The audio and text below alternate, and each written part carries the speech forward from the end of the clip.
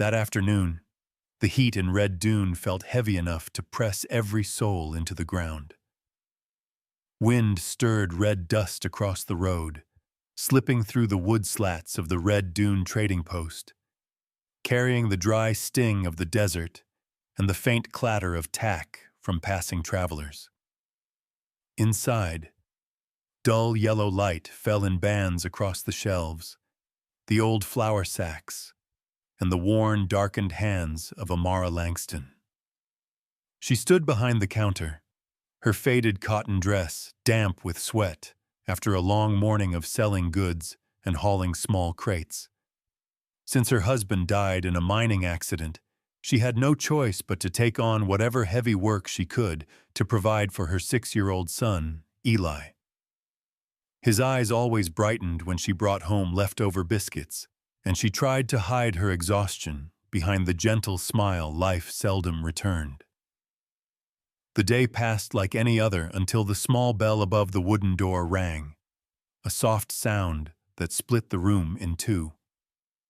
A strip of harsh sunlight flooded in, cutting across the floor, curling through the red dust, and settling on the figure of a man standing in the doorway. Amara didn't look up right away. She bent to tie the flour sack, a habit learned from years of avoiding the gaze of both strangers and familiar faces.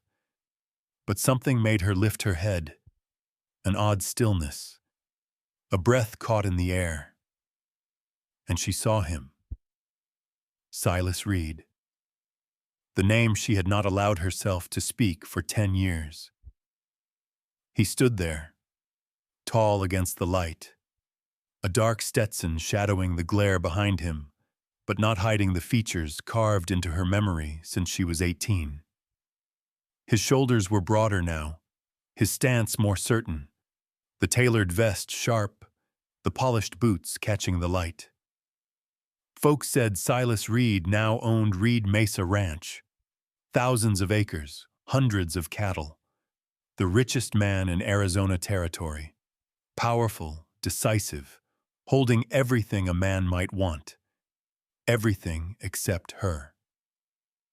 The moment his eyes found her across the shelves, the noise inside the store seemed to drift away. Amara froze, her hand still resting on the flour sack, her heartbeat quickening not from joy, but from the old wound rising with scorching force. He looked at her as if the sight could not be real, and in his gray eyes, the color she never managed to forget, there was a flicker of something close to regret. Amara turned her face aside, steadying her breath. Life had taught her too much to let a single look unsettle her, yet her hands trembled anyway. A sudden thud sounded near the door. Mrs. Fletcher, a longtime customer, had tripped on the edge of the rug and dropped her basket. Apples scattered across the floor, rolls of fabric burst open, and a jar of peach preserves shattered, sending its sweet scent through the room. Without thinking, Amara hurried over. Kneeling beside the older woman, she gathered the fallen items, her dress brushing lightly against the woman's shawl. A small, familiar gesture, as quiet and kind as she had always been. "Let me help," she said, her voice softer than she expected. Lately, fatigue had worn down that softness. She reached for an apple that had rolled to the tip of someone's boots, and when she looked up, the last of the afternoon light landed on Silas's face. He stood only a few steps away, one hand holding his hat, the other hanging at his side, the knuckles drawn tight as if he were keeping himself from stepping forward. His gaze searched for her without hesitation. Amara knew she should turn away, but her feet held still. 1 second, just one, was enough for 10 years to fall between them again. In Silas's eyes, she saw many things at once: surprise, regret, and something that felt dangerously close to hurt. Her heart stumbled, and the memories hit. The summer they were 18, sitting beneath the cottonwood tree, his promise that he would return for her, and the next morning, he was gone.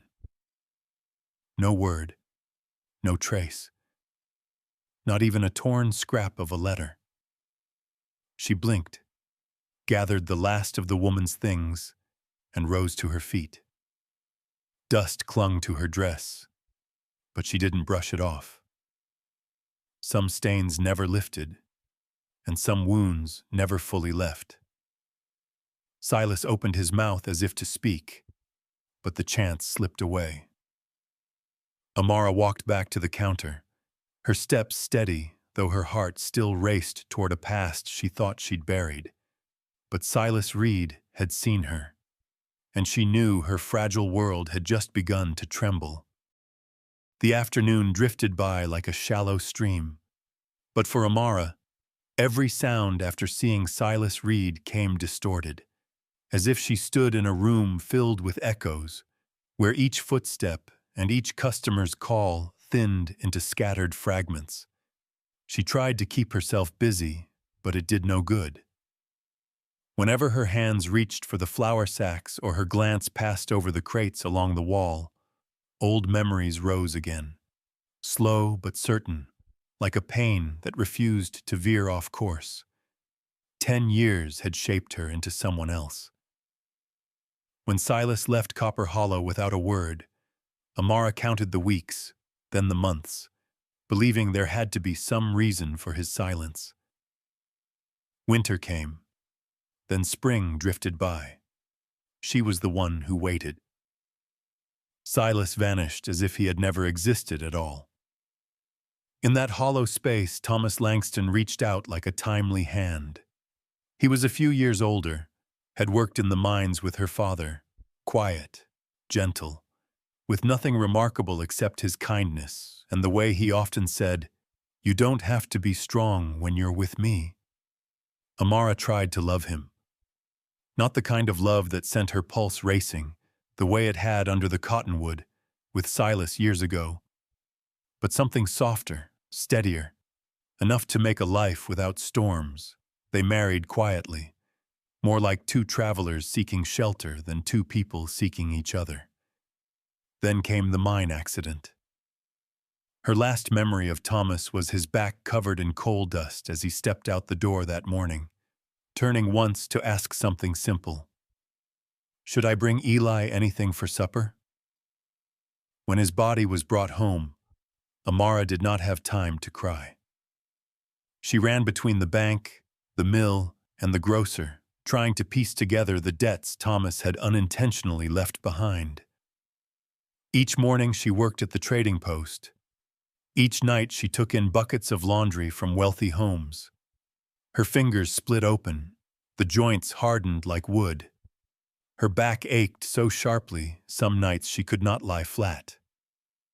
But Eli still wrapped his arms around her neck and asked, "Can I bring biscuits for Owen tomorrow, Mama?" That question kept her anchored to the world. Eli was all she had, and he was the best part of it. When Amara stepped behind the trading post to splash water on her face, a gust of hot wind caught the edge of her dress and made her pause. In that brief stillness, the image of Silas Reed crashed back over her like a sudden sandstorm. His return unsettled her more deeply than she dared admit. If only he had grown harsh or worn, or carried the arrogant edge of men newly wealthy. But he hadn't. He was still Silas, the strong stance of youth, now shaded by something heavier, as if the desert years had forged him into the man she once believed he would become. She wanted to run, to flee from that gaze, from the memory of their last afternoon together, the shy touch of his hand as he brushed her hair back, the embarrassed smile when he promised he would return after a few months' work. She had believed him, a young belief so simple that remembering it now made her chest ache. But another part of her, the part dried out by fatigue, wanted to face him, to know why he disappeared, to ask why the promise had faded like the last wind of the season. to know whether what she once believed had only been the foolish hope of an 18-year-old girl. At 28, her heart felt torn in two, one half wary, the other soft. When she returned to the counter, Silas was gone, but the trace of his presence lingered like a streak of fire across the desert floor. Customers still came and went, yet she barely heard them. In those few brief minutes, the past she thought she had buried for a decade rose again, breathing as if it had never died. And she understood that what happened this afternoon was only the beginning. The afternoon shifted into a pale shade of red as Amara pulled back the cloth over the rear doorway to catch a bit of breeze. The trading post had grown quiet as customers thinned out, leaving only the tired creak of the ceiling fan turning in slow circles. She thought she might get a few minutes to breathe, but she was wrong. A shadow filled the doorway before she could step away. Silas Reed stood there, tall as a dark mark against the evening light. He didn't enter right away. His posture held a kind of hesitation, as if the slightest turn of her back might send him vanishing the way he had 10 years ago. But this time he didn't flee. He walked forward, his boots tapping lightly on the wooden floor, a sound so familiar it tightened something inside her chest. Years ago, he had done the same, tapping the toe of his boot into the dirt whenever he felt nervous around her. A small gesture she once found endearing. Now, it left her unsure where to rest her eyes to keep her balance. Amara. He spoke her name for the first time in a decade, his voice lower, heavier, carrying the weight of age and long miles behind him. She stayed still, gripping the edge of the counter like a lifeline. "What do you need?" she asked, forcing calm into her voice. Silas's brow shadowed for a moment at her formal tone, but he didn't challenge it. He only said quietly, as if afraid to shatter something fragile between them, "This isn't about buying anything." She bit her lip. "Then there's nothing to discuss." Silas drew a long breath. "Amara, please, just a few minutes." She turned her face away, avoiding his eyes. But he didn't push, didn't step closer. He only waited. That patience unsettled her more than anything else. It felt as though he were trying to make up for the 10 silent years he had stolen. At last, Amara stepped out into the back lot, if only because the wind there could steady her breath. Silas followed, keeping a full stride between them, as if touching her might send old memories bursting open and burning them both all over again. The Arizona sky stretched wide like a sea of fire on the horizon. She stood with her back to him, listening to his footsteps slow. "I didn't expect to see you like this," Silas said, his voice roughened as though dragged across hot sand. "I always thought, if I ever came back to Copper Hollow, you'd be long gone." "Not everyone has the choice to leave," Amara answered without looking at him. Silence pressed between them. Only the wind moved. Then Silas spoke again, slow and careful, peeling back memories he'd avoided for years. "That day, the day I left, I never meant to disappear." She closed her eyes. The cottonwood afternoons came rushing back. The promise he'd write. The promise he'd be gone only a few months. The promise that their love was strong enough to wait. All of it swallowed by 10 years of silence. "I know," Amara said quietly, "but what matters isn't what you meant. It's what you did." She turned around. For the first time in years, their eyes met. In Silas's gaze, she saw no pride of a wealthy man, no pity. Only a quiet ache, something a person carries when they've lost what they once believed they would keep forever. My father died that summer, Silas said, his voice tightening. It happened fast. I panicked. The ranch he worked on said they needed hands for a big cattle drive up to Montana.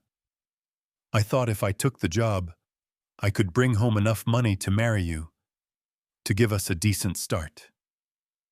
Amara stood still, her hands clenching. But nothing went the way I thought, he continued. A blizzard hit in Wyoming. We lost nearly half the herd. We were stranded for 3 months. Some never made it home. He looked down at the dirt. When I finally got back to Arizona, 8 months had passed. And you were married. Amara didn't speak. The wind pulled at her dress and brushed against his trousers. A small, accidental touch both of them felt. I went to your house, Silas said softly. It was raining that night. The lights were out. I heard a man's voice inside. I knew I was too late. You weren't late, Amara said, her voice unsteady. You just didn't come. Silas lifted his head. His gray eyes, once filled with certainty, now held nothing but regret. I'm sorry. The words sounded small in the vastness of the desert, but they were real. Amara stayed quiet for a long time. Her breath felt thin as wind. She knew she should turn away, should close the door on whatever had stirred inside her.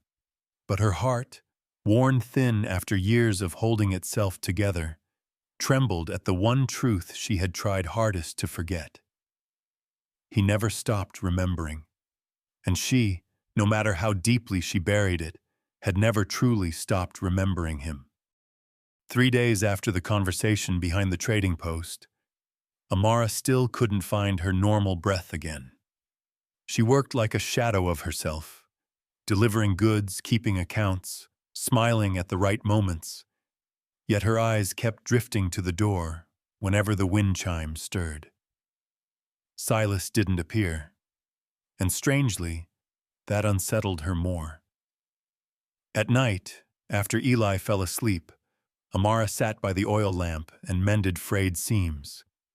Her hands continued their work, but her mind stayed fixed on the look Silas had given her in the fading light. An expression without the pride of a powerful man, but of someone who had lost what mattered most. She hated herself for remembering. She hated even more that her heart ignored her reason. On the 4th morning, as the first light rose, she stepped outside to set bowls out to dry. That was when she saw it, a parcel placed neatly on her doorstep, wrapped in brown paper, tied with thin twine. So careful and quiet, she instinctively checked the yard to see if anyone watched. No one. Only desert wind brushing the cactus near the fence. Amara bent down, her fingers hesitant on the paper. There was no name, but she knew. Her heart recognized it before her thoughts did. Inside, she set the parcel on the table. Morning light pressed across the slightly creased wrapping. It took her a long while to loosen the string. When the paper finally opened, her breath paused. Inside was a bolt of turquoise cloth, the color of the lake where she and Silas had swum at 18. Under her fingertips, the fabric felt softer than anything she had touched in these hard years. Below it was a small canvas pouch. She opened it, and the scent of peppermint drifted out, the candy Eli always eyed with quiet longing whenever they passed Mr. Potter's stand. Under that lay a wooden horse. Not the cheap kind carved for poor children, but one shaped by hand, each grain polished so smooth her fingers felt as if they touched something alive. The carved mane carried the sense of motion, as if lifted by wind. And at the bottom, a folded note. Clean handwriting. Just a friend helping a friend. S. Amara sank into the chair. A wave of emotion rose, only to be crushed by a thick surge of anger. Anger that he thought she needed saving. Anger that he dared step into her life in a way that shook her so easily. Anger that a single line on a slip of paper could crack the walls she had worked 10 years to build. "Friends," she exhaled, shaking her head. She lifted the wooden horse, placing it in her palm.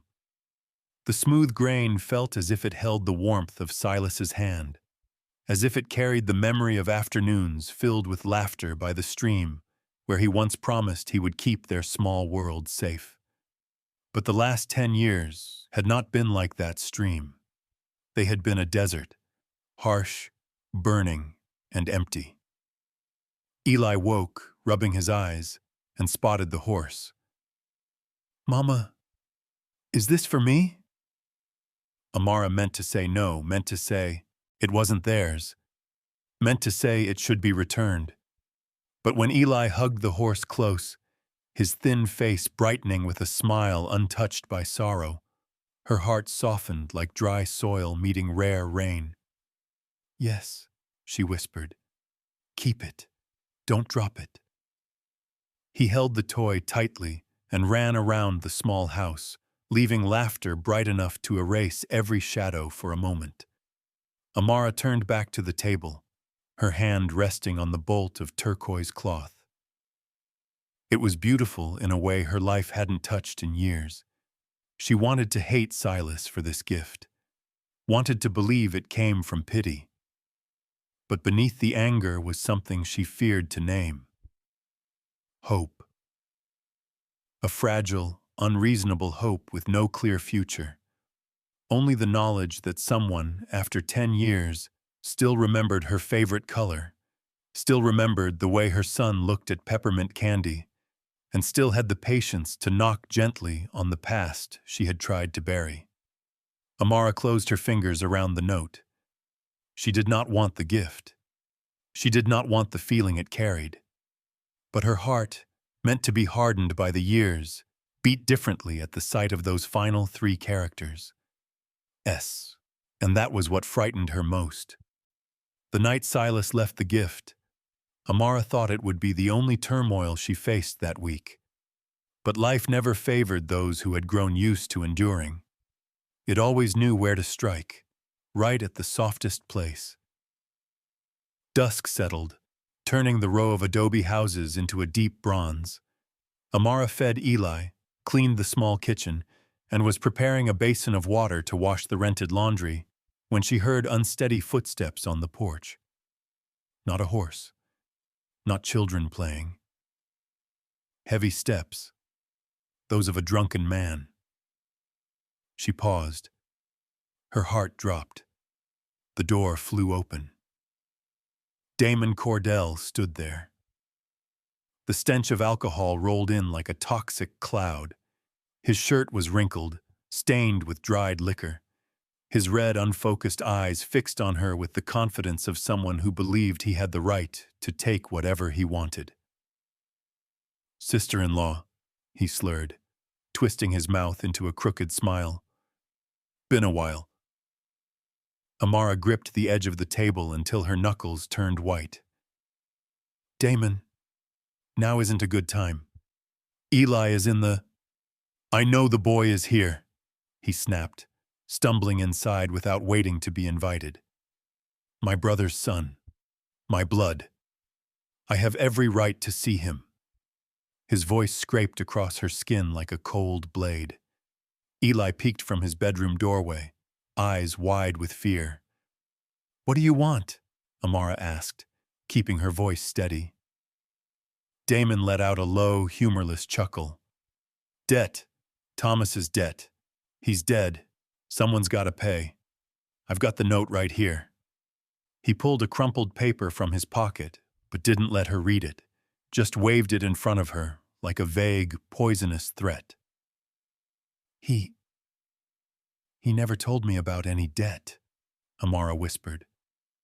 "Of course." Damon shrugged. A man about to die might keep a few things quiet. But I need the money now. $50, 3 days, or... His gaze swept across the small house, the cracked adobe wall, the shaky table, the worn wooden floor. I take this place. Amara didn't speak. She couldn't. $50 might as well have been 500. Damon continued, dragging his words like a blunt knife. If you can't pay, then the boy, he nodded toward Eli, is family blood. A court might take my side. Eli clung to Amara's skirt, lips trembling. Her vision swayed. You can't, she breathed, her voice breaking under the strain. He's all I have. You think the law cares about you? Damon sneered. 3 days. I'll be back. Be ready. He staggered out. At the steps, he turned and barked. And don't pretend you don't hear me knocking. I know exactly where you live. Easy to come back. The door slammed. Heavy silence collapsed over the room. Amara stood there, arm wrapped protectively around Eli, though Damon was already far down the road. Her breath shook, shallow and thin, as if someone were squeezing the air from her lungs.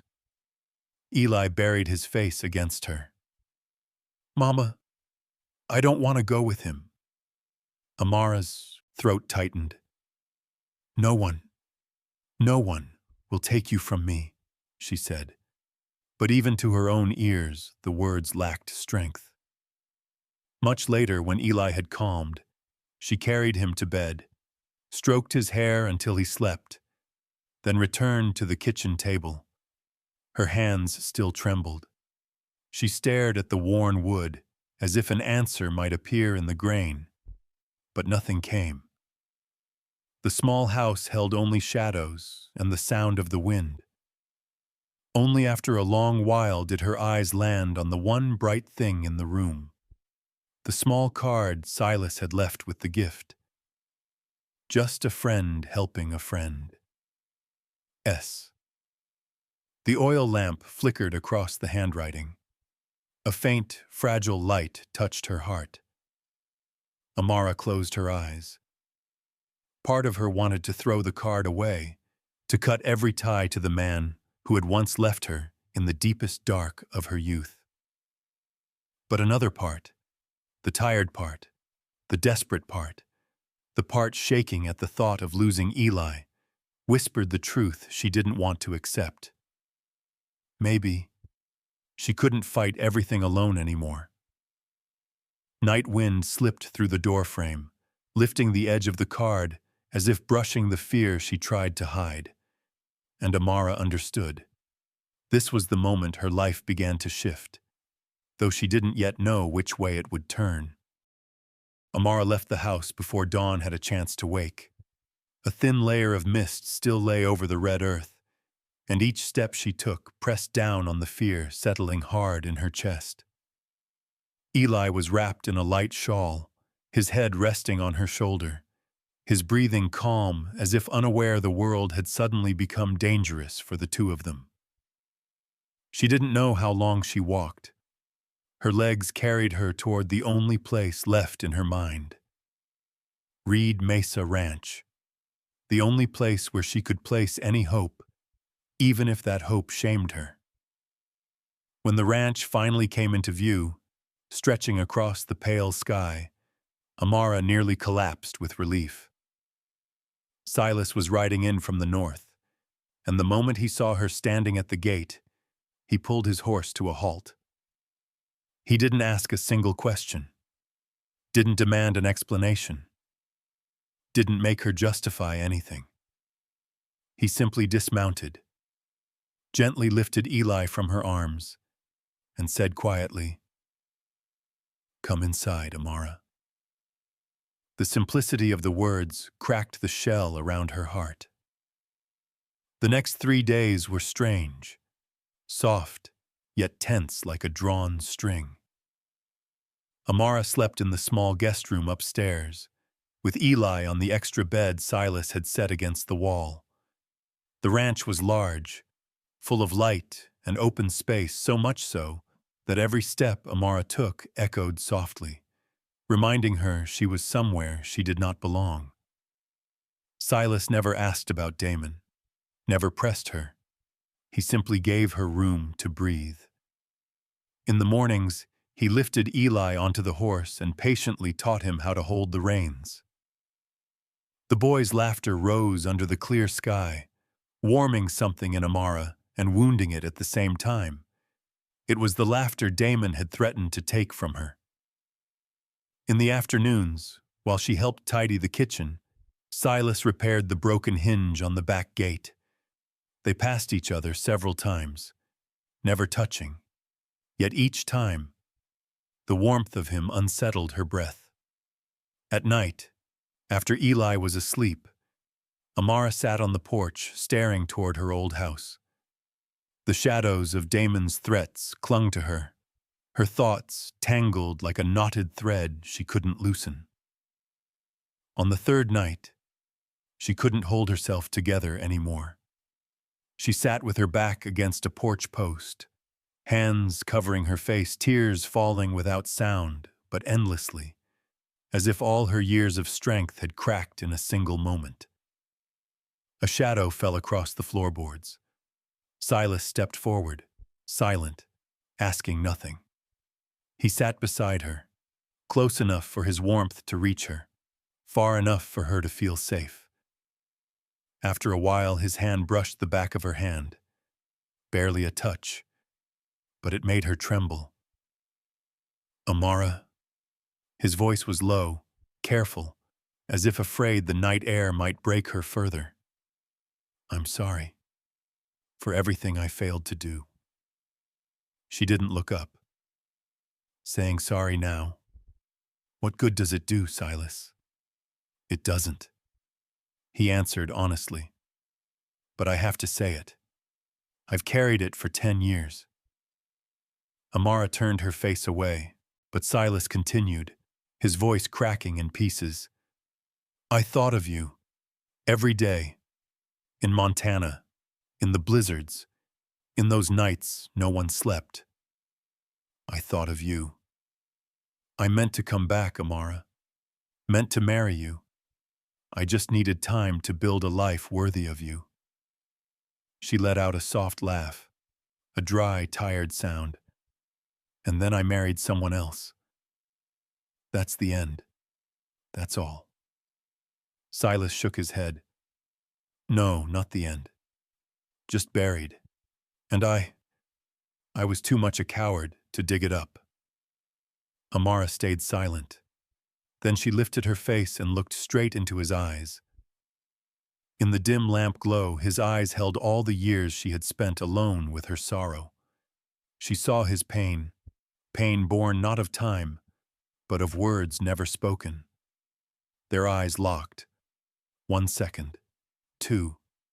The whole desert seemed to hold its breath. Then Amara tilted her head, just slightly, like someone too tired to resist what her heart had long refused to admit. Silas raised a hand to her cheek, slow enough to ask permission. She didn't pull away. Everything they had buried, longing, regret, hurt, the quiet ache of missing someone, rose to the surface as their lips met. Not rushed, not fierce, but like two lost travelers finding shelter in the same storm. She trembled when Silas drew her close, trembled again when his breath warmed her neck, as if something long lost had finally been returned. That night, under the still Arizona sky, they found each other, not out of desire, but out of two worn souls finally leaning on the only place that felt safe.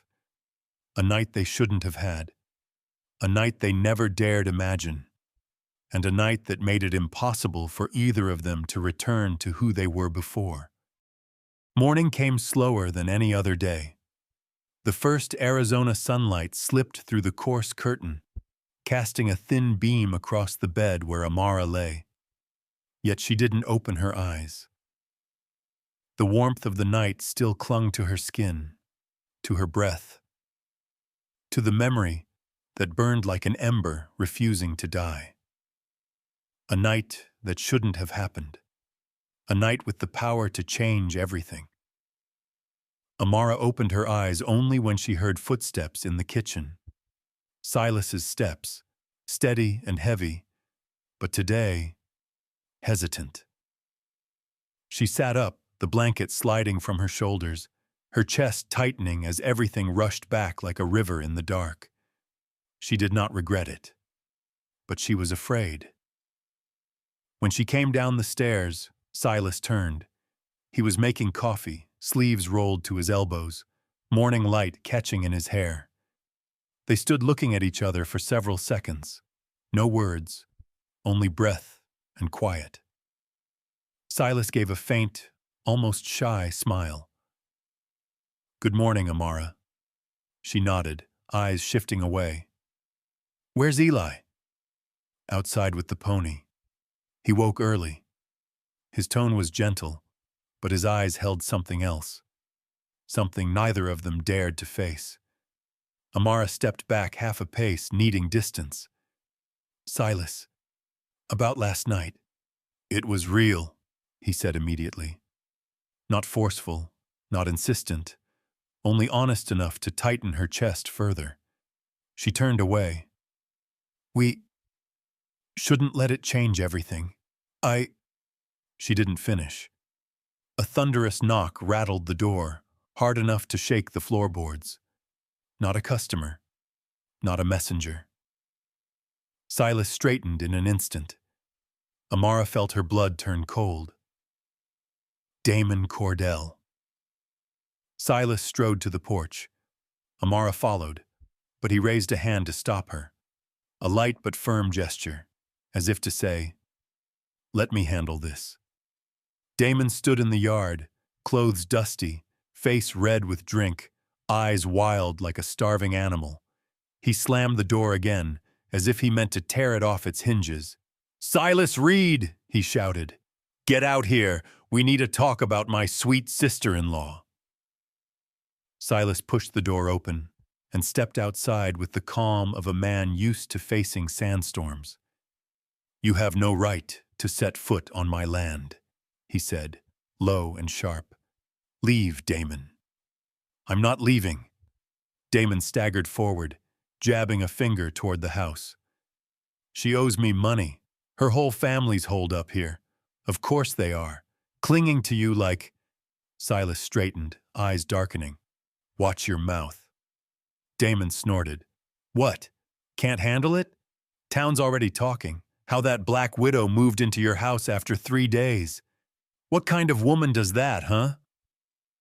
Amara froze in the doorway. Silas no longer kept his calm. He stepped off the porch, each stride solid, like a lion pushed too far. "Say one more insult," Silas growled, his voice dangerous, "and I'll throw you off this land myself." But Damon was too deep in drink to fear him. He planted his hands on his hips, clicking his tongue.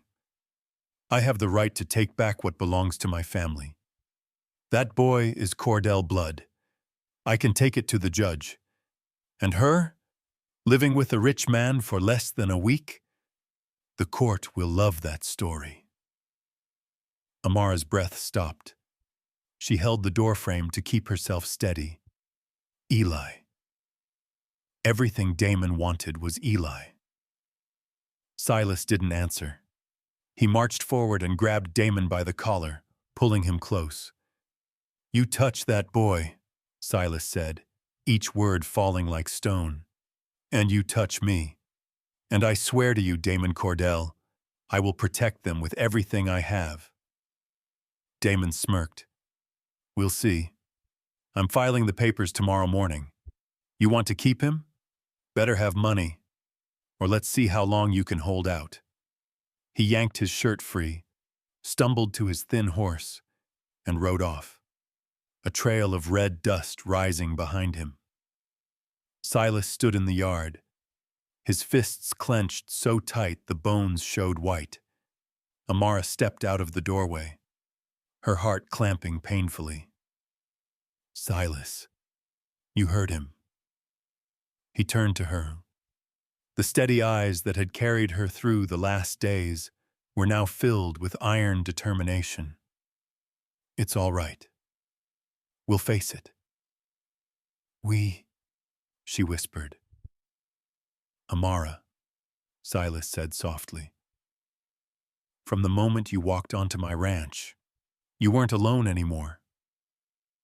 Desert wind swept across the yard, lifting the red dust into a small spiral, like a warning that what waited ahead wasn't gentle wind, but a real storm.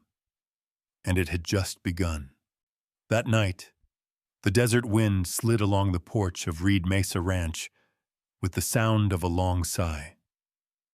The wide house, always warm with Silas's presence, felt still, not because footsteps were missing, but because a decision was ripening in silence. Amara had to leave, not because she wanted to, but because the law never stood with women whose hands were worn and whose children were beyond the reach of their strength. Amara sat at the small table in the front room, the oil lamp casting a pale glow across her sleepless face. The blank page before her trembled with each breath she took. The pencil touched the paper softly, so softly, it was as if she feared the sound would wake the whole house. "Silas, when you read this," each word cut into her chest, "Eli and I will already be gone." Outside the window, the night sky had not dissolved yet, but the cold purple of dawn hovered at the horizon. It was the hour of those who had to leave unseen, the hour of quiet footsteps. She wrote on, her hand shaking, sometimes stopping as her vision blurred. "I am not running from you. I am running from what the law will use, your kindness, to turn against me. I must protect my son. Please don't look for us." But she knew Silas would look. That man had never learned how to give up. Amara set the letter under a ceramic bowl so the wind wouldn't lift it.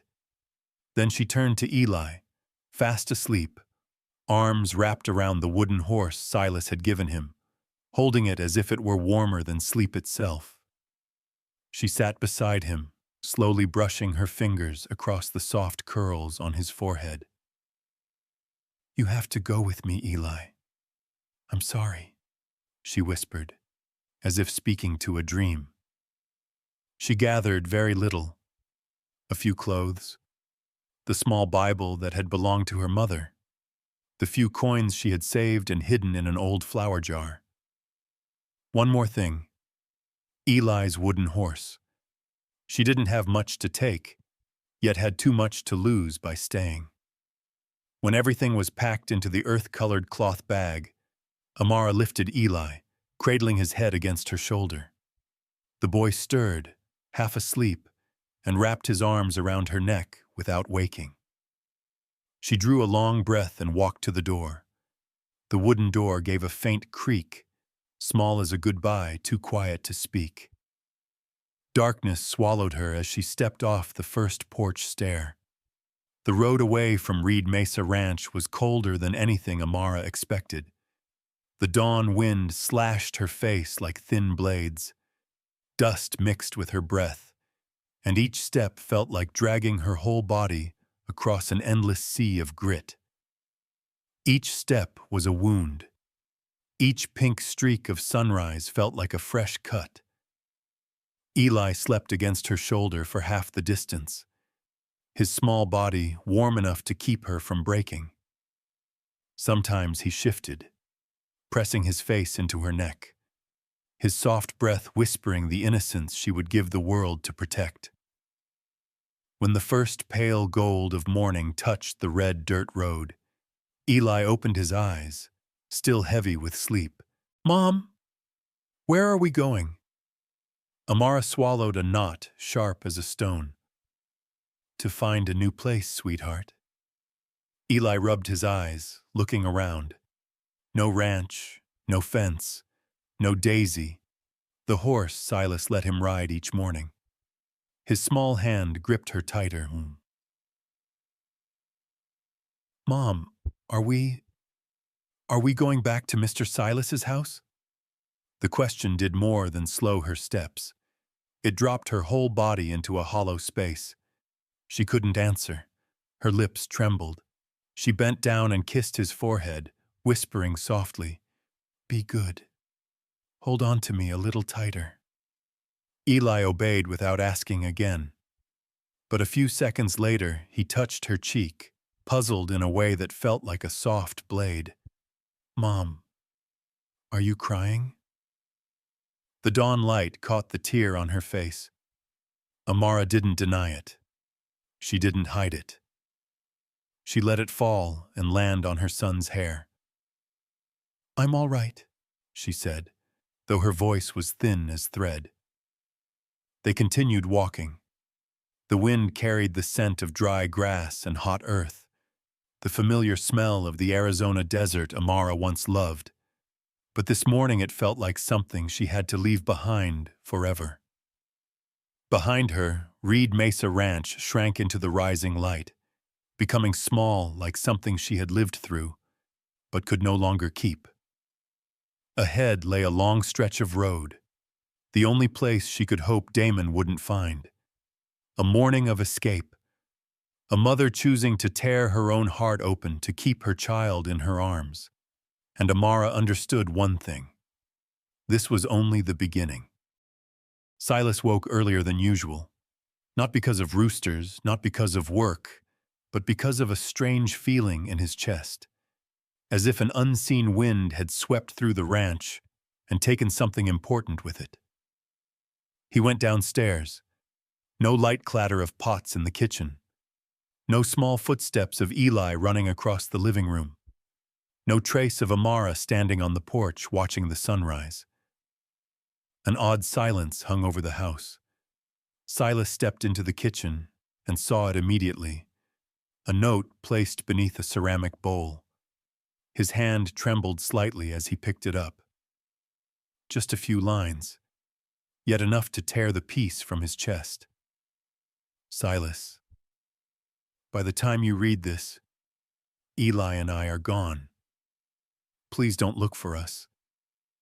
Staying here will cost me my son. I know you want to protect us, but it only makes things worse. Let me handle this myself. Amara." Silas didn't move. For several seconds, he didn't breathe, didn't think. He only felt a sharp strike to the softest part of him. He wasn't a man who buckled easily. He had survived sandstorms, Montana winters, and the fiercest horses in the West. But these fragile lines brought him to his knees, only for a moment. Then he rose as if someone had thrown cold water across his face. "No," he whispered. His voice cracked like stone. "No." He clenched the note until the edges nearly tore. "You can't do this alone. You don't have to anymore, Amara." And in that moment, resolve flared inside him like a fire cutting across the desert. Silas rushed out the door and ran to the stables. Midnight, the fastest stallion he owned, lifted his head as Silas approached, as if sensing what was happening. "We have to go," Silas murmured, hands shaking but sure as he tightened the reins. Faster than ever. He mounted and jerked the reins. Midnight shot forward like an arrow. Wind slashed across Silas's face, burning like flame. But he didn't blink. His mind held only one image. Amara holding Eli, her small frame bracing against the desert wind, alone. He urged the horse across dry gullies, over burnt brown grass, through land scorched bare by the Arizona sun. Dust coated his clothes, his lips cracked, but his eyes stayed fixed on the horizon. His mouth moved, voicing the words he hadn't said in time. "I love you. Don't disappear again. The desert roared under midnight's hooves. Every beat of Silas's heart matched the pounding earth, urging him on, must reach them, must be in time. He scanned every direction Amara might take. Then, like a bolt of lightning, he knew. The Copper Ridge stagecoach station, the only place with a coach leaving each morning. He pushed midnight harder. When the station appeared in the distance, Silas nearly rose out of the saddle. A small figure sat on the long bench beneath the old wooden awning. Amara, and Eli asleep on her shoulder. Silas pulled the reins so sharply that midnight threw up a storm of dust. Amara jerked, upright. Her eyes widened. Fear, shock, then despair. Silas, you shouldn't be here. Her voice was raw, thin, as if she had lived half a lifetime overnight. He dismounted and walked straight to her, not slowing for a single step. Stop running, Amara. She shook her head. I don't have a choice. Yes, you do. Silas stood in front of her, breath hot from the hard ride. I'm your choice. A long silence fell. Wind lifted the edge of her coat, scattering loose strands of hair. Amara frowned, her voice trembling. You don't understand. If I stay with you, I lose Eli. Silas bowed his head slightly and touched Eli's shoulder, gentle, careful. No one is taking him from you, not Damon, not the law, no one. You say that easily, Amara whispered. But you're not the one they'll target. Silas lifted her chin, urging her to meet his eyes. His gaze was bright, fierce, and full of tenderness. Amara Langston, he said, voice low and steady as an oath. I love you. She froze. Her whole body felt weightless. Silas went on, each word deliberate. I love you. I love Eli.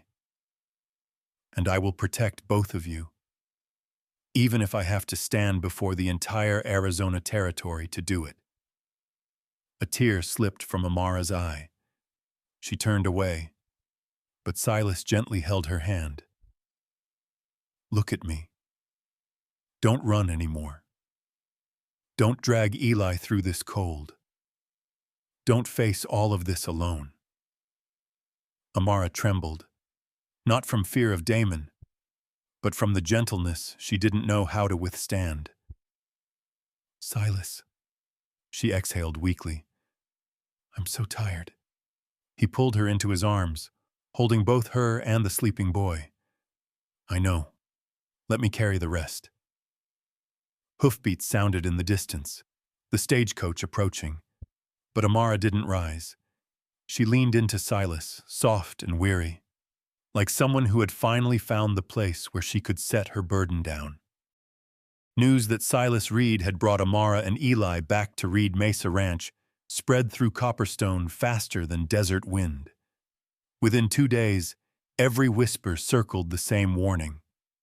Damon Cordell won't let this go. Silas knew it. Amara knew it. But neither expected the weapon Damon chose. The coldest one of all, the law. 3 days later, a man in an ash-colored coat stepped down from a dust-covered carriage at the ranch gate, carrying a leather case. Edmund Pierce, he introduced himself, voice steady. Attorney from Tucson.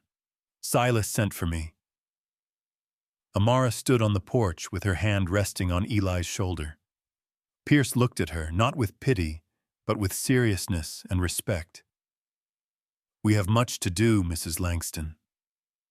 Amara nodded, her heart heavy as stone.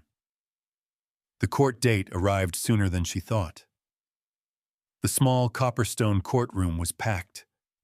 Wooden benches creaked, hot wind pushed through the open windows, and the air felt thick with judgment. Damon Cordell sat on the opposite side, dressed unnaturally neat, hair slicked back, face arranged into something resembling dignity. But the dull red in his eyes betrayed him. Amara sat at the front row, her hands clasped tightly. Silas sat to her right, and all morning he hadn't once removed his hand from her back. Each time she trembled, he pressed his palm gently, steadying her, grounding her. Eli remained at the ranch with a caretaker. Children weren't allowed inside. But hearing his name every few minutes made Amara feel breathless. Judge Hartwell struck the gavel. The case of Damon Cordell versus Amara Langston is now in session. Paper rustled. Wind stirred the hallway, and Amara's heartbeat pounded so hard she pressed a hand to her chest. Damon stood first, delivering a dramatic speech full of false sorrow about family debts, his brother's dying wish, and a child being kept from blood relatives. Murmurs rippled across the room. He's lying, Amara thought, her fingers tightening until they ached. Attorney Pierce rose. His calm, measured presence made Damon swallow hard. Your Honor, Pierce began, we have in hand the signed statement of the deceased, Thomas Cordell, confirming he owed no debt to Damon Cordell. A wave of surprise swept through the court. Damon blanched. Pierce continued, we also have witness accounts stating that Damon Cordell visited Mrs. Langston at night, intoxicated, threatening to seize her property, and even to take the child. A tremor went through Amara. Silas shifted his hand from her back to her hand, firmer now, warmer. She squeezed back, a lifeline pulling her into the present. Damon shot to his feet. Lies! She moved that boy into Silas Reed's house. Who knows what they're doing up there? A fancy little widow like her. The room fell silent. Silas stood so abruptly the bench shook. He took half a step forward. One more insult and he might have lunged across the courtroom.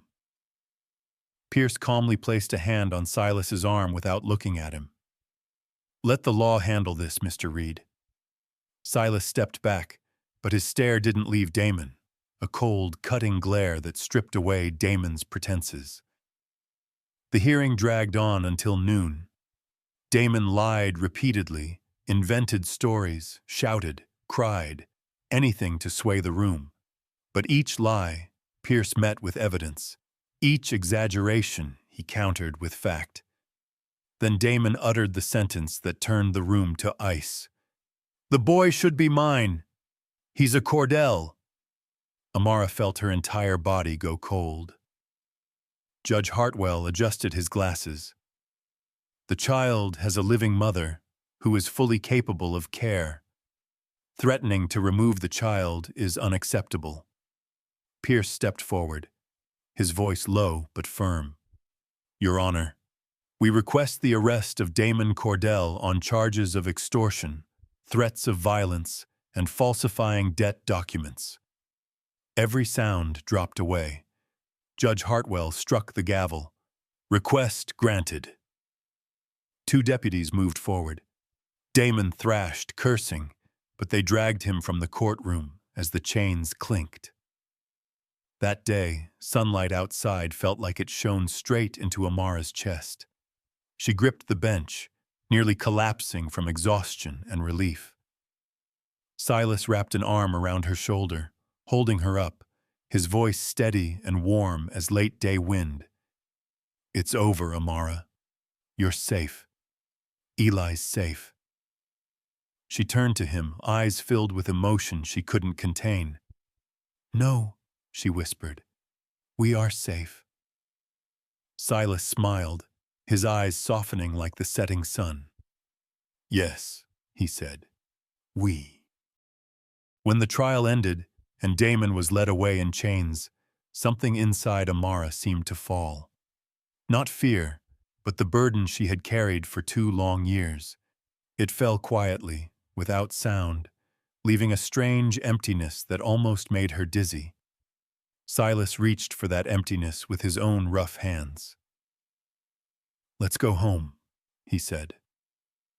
Amara looked at him for a brief second, then nodded. For the first time, the word home didn't make her flinch. They returned to Reed Mesa Ranch as the afternoon sun slanted across the porch.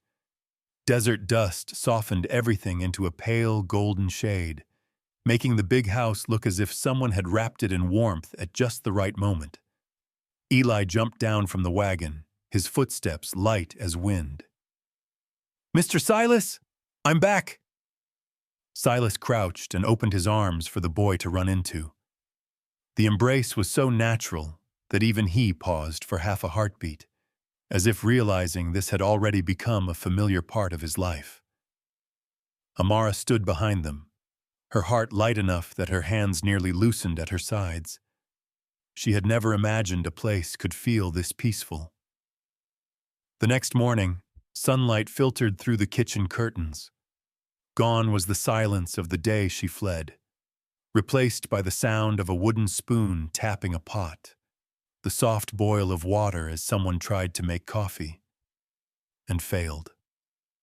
Amara stepped into the kitchen, her hair tied back, her dark dress brushing the worn floorboards.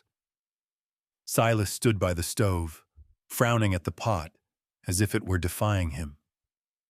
She folded her arms and leaned against the doorframe. "What are you trying to cook now?"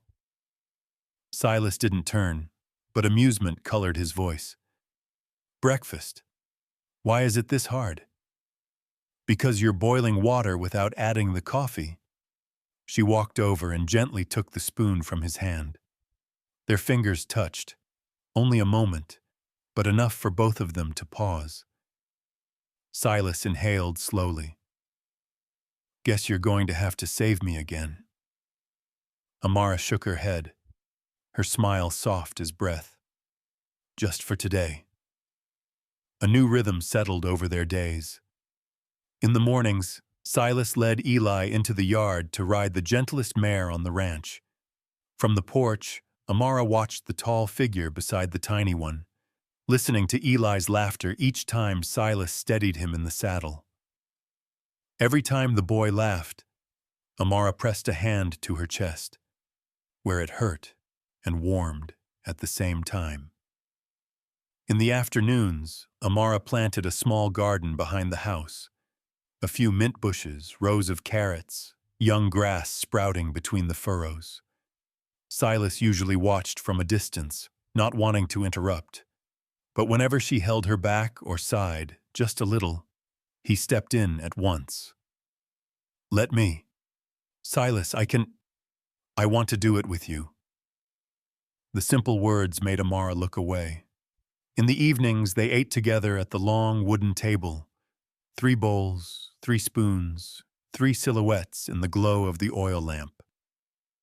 Eli talked about everything: horses, lizards on the porch, the shape of clouds. Silas listened to every word with patient attention, and Amara watched them both with a gaze filled with gratitude and a quiet bewilderment, because happiness always made her feel like an outsider at the door.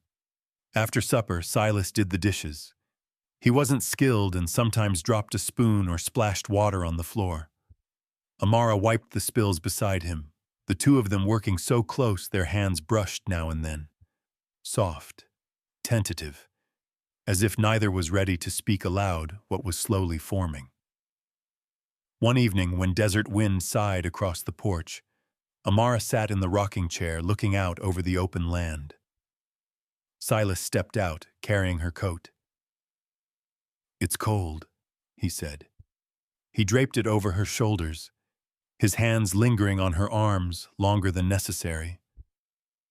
Amara didn't speak. Silas didn't either. Some things between them were already beyond words. The day Eli managed to ride the horse in a small circle around the yard, he ran to them with a face bright as lamplight. "Mom, I did it! Mr. Silas said I did great!" Amara bent to hug him, then lifted her gaze to Silas. Their eyes met, longer, deeper than before, no longer carrying the weight of 10 years, no longer tied to the storm of that night, but carrying something clearer. Two hearts finding their way back to each other, piece by piece. Silas dipped his head slightly. Amara answered with the same quiet nod. They didn't name what was growing between them. They didn't have to. The house, the garden, the meals, the laughter, all of it spoke the truth for them. Their wedding day was nothing like a town celebration. No violin, no paper confetti, no crowds. Only the desert wind, the Arizona sunlight, and the few people who had truly witnessed their journey. Several nearby ranchers, Mr. and Mrs. Garrison, Mrs. Fletcher, and 3 children from the schoolhouse down the road. Silas said the wedding should happen right on the front porch, the place where Amara once sat crying through her storm of fear, the place where she first stepped into the ranch with a heart heavy as stone. That porch was now decorated with small wildflowers Eli and Silas had gathered from the ravine near the ranch. Nothing elaborate, just small yellow blooms tied with simple twine. When the wind blew, the flowers moved in a soft rustle, like the quiet voice of the desert bearing witness. Amara stepped out from the house, and the whole space seemed to fall still. She wore the sea blue dress made from the same roll of fabric Silas had left at her doorstep months ago, a gift she once believed was pity. But today the fabric rested on her like breath. Every stitch was sewn by her own hands, plain, without lace, carrying the strength of someone who had risen from ruin. Her hair's in a low bun, a few strands framing her face. Her arms, strong from years of labor and fear, were steady now. Eli stood beside her, dressed in a small cream outfit, holding the ring pillow with both hands. He looked up and whispered, "Mom, you look like a desert angel." Amara laughed through tears. Silas waited under the porch, dressed in a neat black vest, his dark hair combed back, though a few strands moved with the wind. When he saw her, his gray eyes, once stormy, turned quiet, almost soft enough to hold the whole sunset. They walked toward each other through the sound of wind, shifting sand, and the small, proud steps Eli took behind his mother. Reverend Matthews, the old minister who rode a mule across the region, stood before them. He squinted at them and let out a rough laugh. "I've been waiting for this day a long time." People chuckled softly. The wind moved the porch roof. Wildflowers fell. Silas turned to face Amara. He took her hands, the same way he had done on all the days she nearly collapsed. He spoke not loud but clear against the wind. "Amara Langston, it took me 10 years to understand that I never had to go anywhere to find happiness." He held her hands tighter. "Happiness is you. I went through snowstorms, across deserts, through seasons where I thought I wouldn't make it, only to return to where I belong, beside you." Amara lowered her head. Tears fell in clear drops.